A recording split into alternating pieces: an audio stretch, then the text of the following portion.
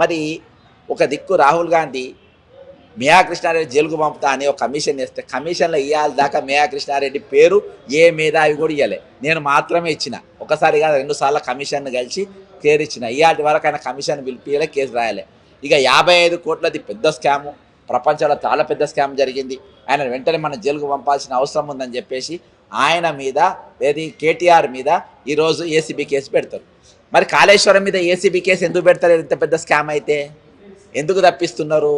ఈరోజు మేయా కృష్ణారెడ్డి పైన ఎందుకు ఏసీబీ కేసు ఫైల్ చేస్తలేదు అని చెప్పేసి కేటీఆర్ సవాల్ ఇచ్చింది. నేను ఈ సందర్భంగా కేటీఆర్ను కూడా అడుగుతున్నా, రేపు మల్లగిన ఒకవేళ మీరు అధికారానికి వస్తే మీరు ప్రెస్ మీట్ పెట్టి చెప్పాలి, అధికారంకి వస్తే మేయా కృష్ణారెడ్డి పైన మీరు ఏసీబీలో కేసు పెడతారా, సిబిఐలో కేసులు పెడతారా, జైలుకు పంపుతారా అనేది ఒకసారి తెలంగాణ సమాజానికి కేటీఆర్ గారు కూడా మీరు దీన్ని నివృత్తి చేయాల్సిన అవసరము మీ పైన ఉన్నది అని చెప్పి